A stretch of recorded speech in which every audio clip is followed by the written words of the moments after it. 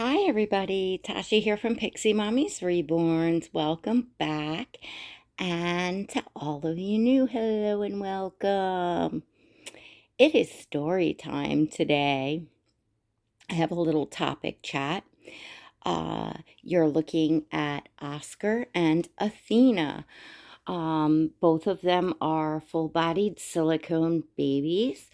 Oscar is the Dwayne Awake, #2 by Claire Taylor, and Athena is Pearl by Noemie Roarks. Okay, so these two, I don't even have you up on the tripod. I'm just gonna chat.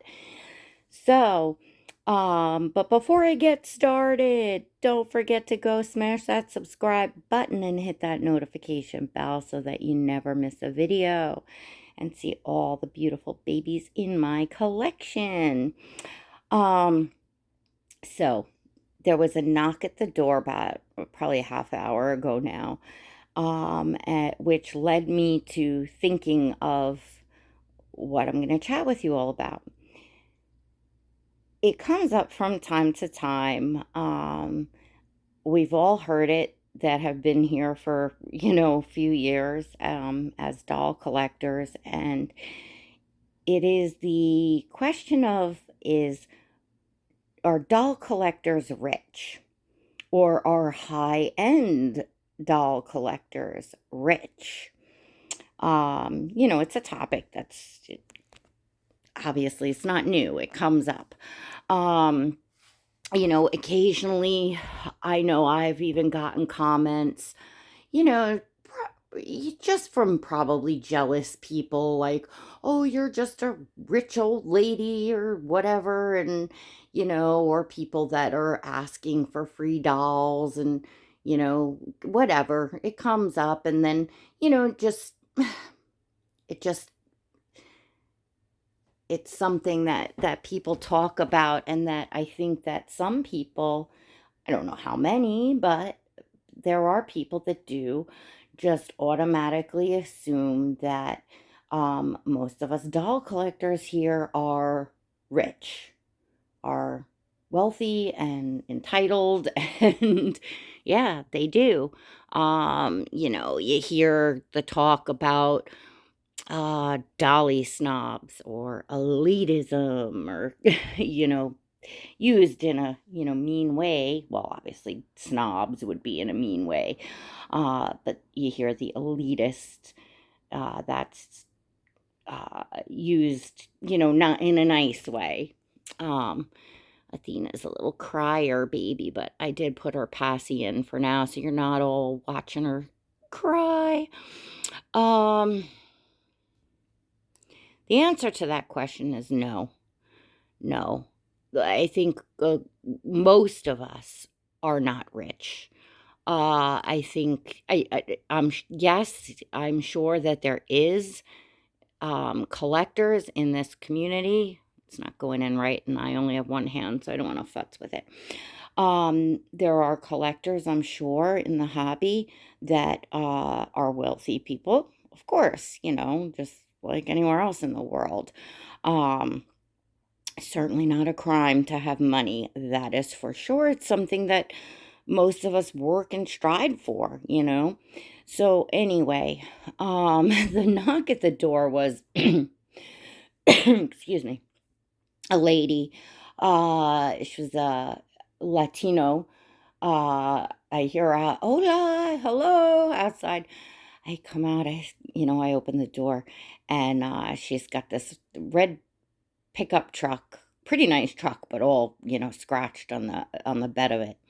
And she wanted to know, was the basketball hoop that was laying on its side, could she take it? Was it garbage? And I said, bless you, yes, it is. Because there's a basketball hoop of my son's that's standing, and, he plays. But the kids over the summer had hauled down this piece of junk and decided to stop here in front of my property. And I don't know, one of them was going to take it and fix it. I don't know what happened, but the thing wound up staying put in front of my house. I was not happy about it. Those things are big, heavy. I couldn't get it apart myself. The garbage men won't take it. I didn't have time to call the town.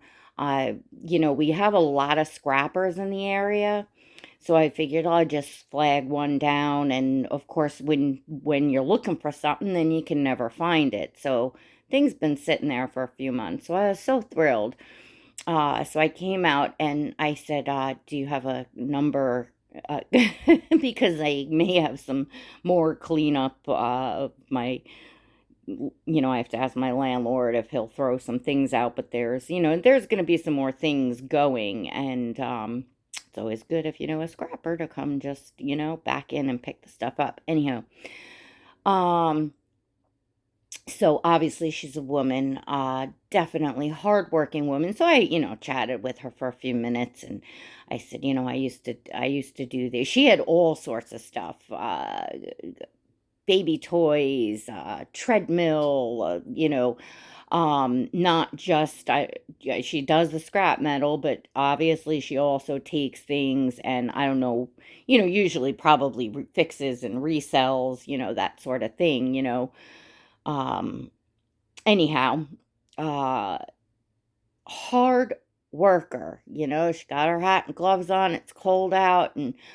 but there she is, uh, you know beautiful, makeup on her face, her hair, well, you could see under the hat her hair was done, the curls coming out and stuff. She was just well put together, and obviously got up this morning and made up her face, to come out in the freezing cold and go scrapping. And I used to do that. I did it for a few years, probably contributed to the discs going in my back. And well, it certainly didn't help things along with my back, that's for sure. Um but right when I first got sober in very early January 2007, I had nothing but the clothes on my back. I, boy, that's a whole long story. Some of you know bits and pieces that have been with my channel, some of you don't. But so not only was I, fighting for my sobriety, which I was very, very, very sick and needed a medical detox.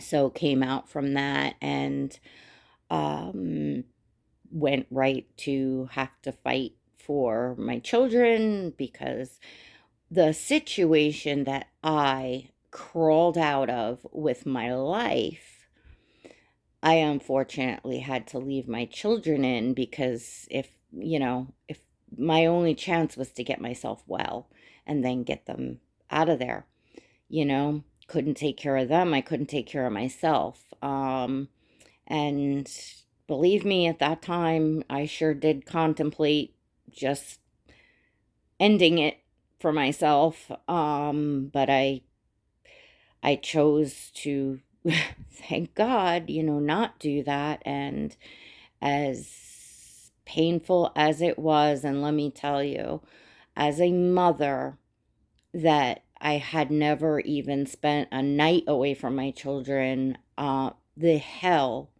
that it was to be away from them, and not only to be away from them, but to know that they were not safe, and that I was up against, people that had money, drug money, not good, not good where it came from, but nevertheless, and it was, a bad, bad situation.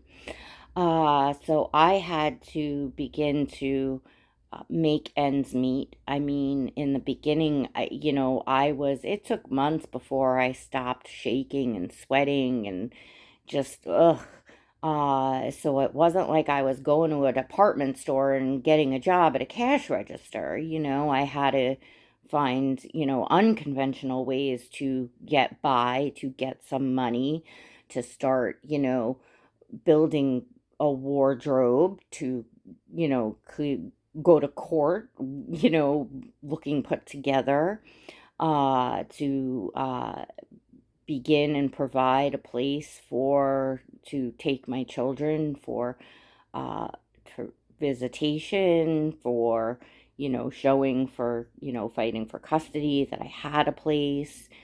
And so, not only did I only just have the clothes on my back, I mean, my children, everything they needed: furniture, sheets, blankets, pillowcases, socks, underwear, toys, utensils, clothes, it just everything. Um, so yeah, I did with a friend, a big green truck like the red truck that was parked out front with this lady, and went around all day hauling like cast iron bathtubs and just you name it, in scrap metal, refrigerators, of all sorts of appliances. I mean, I could literally get a stove or a small fridge or something up onto a truck myself. I really worked my patutskins off, and I did the same thing. I got my ass up, I put my makeup on my face. I mean, of course, by the end of the day, you're filthy and ugh, but still, you want to be able to knock on people's doors and say, "Oh, is it all right if I take this?" Even if something's clear, it's trash, you don't want to be, especially when you frequent an area, you just want to be polite always and just check. And especially if there was things like kids stuff, bicycles and things like that, you just never want to make a mistake.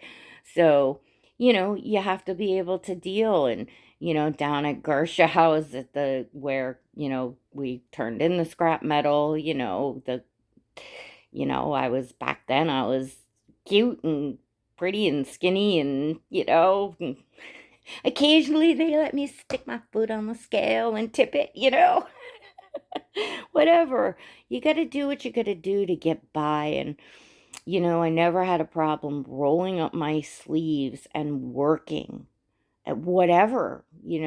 Right now, you all see me, here and with the dolls.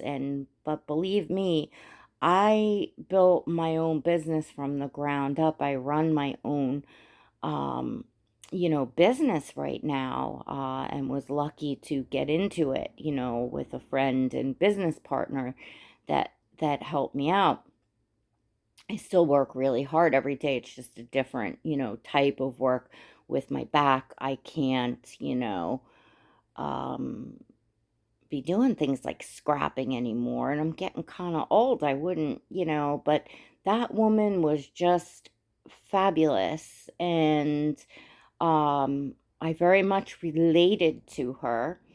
And I remember being out there doing the same just to make ends meet, pay the bills, put the food on the table, put the clothes on the kids' back, type of thing. So, and now you're talking about, I mean, it's quite some years ago now, 2007, 8, 9, and 10. I probably still did it a bit a few years later. And up until my back went a few years ago, I was always stopping and picking stuff up. Not that I was making money, but I'll still pick up if, there's outdoor furniture or things or something that I could use that I can save money on by, cleaning something up. I am all about that. And that helps me cut corners, to save things, to save for things now, like the dolls that I enjoy so much. I'm not rich by any sense of the word. And I've adjusted things. You start out in the hobby and you get that ticket shock, and you just don't get how dolls could, could cost so much money. And you're unwilling to make adjustments to spend because it's just foreign to you. The more that we get going in this hobby, for myself at least, I could say, the more joy and time that I spent in the hobby, the more I was willing, to increase my dolly budget, for dollies, for clothing. Um, and it just brings me a lot of joy. But I don't buy expensive jewelry for myself. I don't buy designer clothing for myself. I drive around in a, 2004 Ford Explorer, for gosh sakes. I mean, my husband's in there, so I don't want to talk too loud, but Oscar's like how many times amount more than what my truck is worth? If you all got that. You know what I'm saying? But my vehicle gets me from point A to point B, and I don't need it to be fancy. I don't need a vehicle to be new and have all the bells and whistles like Mr. Oscar does here. You pick and choose what, things. Most of us are like this, and buying one of these dolls is a big, big, huge deal. Huge. Now, I understand, I know, yes, there are some collectors that they have high-end dolls coming in and out all the time, and it's still exciting. It's a new baby. Of course, it's still a big deal for them, but financially wise, and I'm sure still yet everybody has, it's still a lot, but for most of us, it's a matter of a lot of saving, a lot of juggling, a lot of self-sacrificing, a lot of, um, hunting and, just all the things. It's a lot. It's a big, big deal. So we share them and you see, videos, and it's just like, I share my dolls and this is this one and that one, like, oh, it's no big deal. Well, it is a big deal. They are a big deal, the silicones and, my reborns as well, definitely a big, huge deal. So you got a little story time, a little story from my past. And believe me, if I could roll up my sleeves and work that physically hard again, I'd be working more. I will be making more money, because it drives me nuts to not be able to do the things that I used to do, or gosh, at least take care of my yard and my gardening and that sort of stuff. But all right, now I'm getting off into the weeds, but I'm just saying it's a big deal. And no, not all collectors, and most collectors are not rich.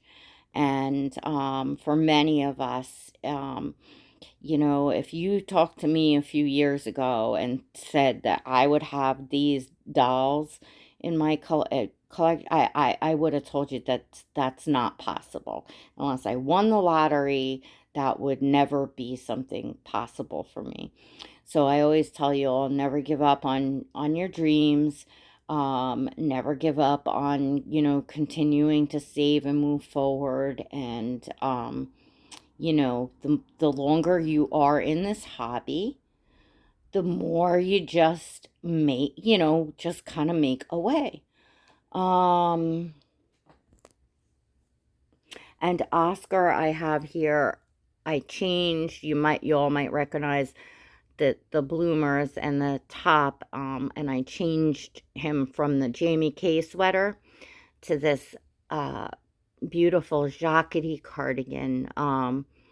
with the foxes on it from Auntie Kelly, because I felt it went a lot better than the Jamie K cardigan that I had on him. And I think I want to shrink the Jamie K cardigan a little bit. It was kind of bulky and a little bit big. I like the way the jackety fits a lot better. And I think that looks sharper. What do y'all think?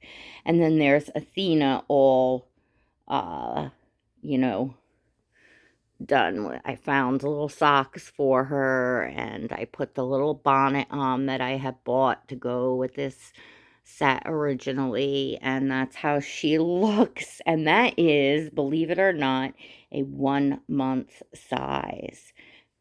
This size outfit is the same size as Oscar's outfit. It's just baggier on her, but you know, if you took this off of her and put it on him, it would fit onto him. You know, it would just be more fitted. And she is a preemie. Can you believe that? So certainly a newborn size in certain things, you know, with the bent legs, like things with footed things, is more difficult and stuff. So you have to kind of look for what you're buying, because I did that video yesterday on the sizing for the preemies. I am going to, I've been creating some playlists, by the way. So if you go to my channel's homepage, the page where you go to hit to subscribe, and you look at the tabs on the top, you go across and look at the tabs on the top, there is a tab that says playlist. And if you look in the playlist, if you're new to the hobby, I have Learning the Reborn Hobby series. I have a box opening playlist. I have my NICU micro preemies, silicone micro preemie series. I've added everything silicone series. So most of my videos that are featuring my silicone dolls, past and present, are in there. I've also added diapering your reborn in silicones. So the videos that I remembered that I could pull, that shared like different types of diapers, I put in, and then I'll add as I go along. And I am going to put uh something clothing or sizing for your preemies. I'm going to be continuing to you know, as I have the time, and make a video, and then can add to making playlists for you all, because you know, my channel's been here a couple years now. There's a lot of videos on it, and for those of you new or newer to my channel, if you're looking for specific things, because you want to know about silicones, or because you want to know about uh, diapering, or you want to know about the reborn hobby on a whole, and you know, or you want to see all my box openings, those sort of things, you can easily find things. So definitely check out. And then always in the description of every video, you can find a link to follow me on Instagram. Over there every day, hanging out on Instagram. So definitely click the link in the description. There is also a link to join my channel's membership, or you could click the blue join button that's next to subscribe. That's my channel's exclusive membership, and we have a lot of fun in there. So hit that button, come on in and check that out. All right, everyone. Till next time, God bless.